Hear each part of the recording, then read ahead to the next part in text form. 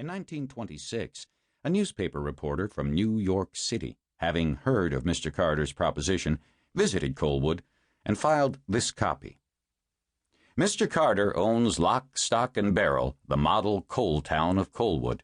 Houses, stores, churches, police, clergy, and medical services, all that makes up the life of a miner. It is a town of remarkable contrast to the surrounding villages, where squalor and poverty are their world. With houses painted and surrounded by flower gardens and lawns, Coalwood looks more like an alpine village than the begrimed coal towns of most of America. The proposition depended on everybody following Mr. Carter's rules. They were few, unwritten, and unbreakable. One of them had to do with what happened to a miner's family when he was killed. I first observed it in practice when I was 6 years old and in the second grade of the Coalwood School. We were reading from a book titled The Wind in the Willows, a tale of a toad who could drive an automobile. I liked the book, mostly because the toad was smart and used a lot of big words. I think all of my fellow classmates wished we might also grow up and be as smart as that toad, even though he kept wrecking his car. Mr. Toad was just about to wreck it again when Mr. Likens, the school principal, came to collect one of my classmates, a boy named Lonnie Huddle. Lonnie didn't want to go with Mr. Likens. I think he could see in the principal's face that something awful had happened. Lonnie started to cry, and pretty soon nearly every girl in class joined him. I watched Lonnie go, certain that because he had cried, he was going to get knocked around by the other boys at recess for being a sister. But the day ended without Lonnie's return. That evening, as my family gathered around the kitchen table for supper, Dad announced that Lonnie's father had been killed in the mine.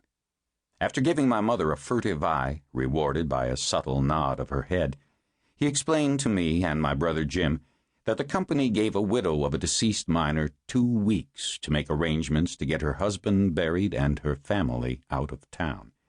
Her children, however, were not allowed back into the Coalwood School. These were the rules, he added, and that was all there was to it. "Lonnie won't come back?" I asked. I couldn't imagine recess without him. "Lonnie won't come back," Dad said, and went back to cutting up the ham Mom had slapped on his plate. Our conversation, such as it was over. Before I went to bed that night, my mother suggested that I make up a prayer for Lonnie and his mother and his brother and 2 sisters. "He's gone, Sonny," she said, after I said how much I liked playing tag with Lonnie and what a good reader he was in class. "It's the way of this place. Get used to it. God knows I have." "But he's just down the street. I could go see him, tell him how sorry I am about his daddy." "It isn't allowed," she said coldly. "He's cut off. You know about being cut off, don't you?" I did. I had grown up hearing that being cut off was the worst thing that could happen to anybody. It meant you could no longer use the company store, or go to the company doctor and dentist, or live in a company house. "Go ahead," she said. "Say your prayers." I did as I was told, finishing with, "God bless Lonnie, and tell him I miss him." "That's good," she said. "You've done what you can for him." She climbed up the ladder that leaned against the bunk bed and tucked my blanket so tightly around my shoulders I could barely breathe.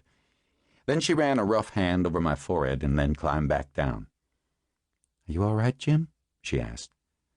"Yes, ma'am," Jim said. "Did you say your prayers?" "Yes, ma'am." "Good boy." Mom turned out the light and closed the door behind her. Below me, Jim said, "Sister, if you start crying, I'll get up and smack you myself." I muttered defiance, but felt the tears coming despite myself. I fought them back, except for a few that escaped and trickled down my cheek. For a long time I lay awake, wondering what might happen to us if Dad got killed. We'd be cut off, ordered out of Coalwood. I couldn't imagine anything worse.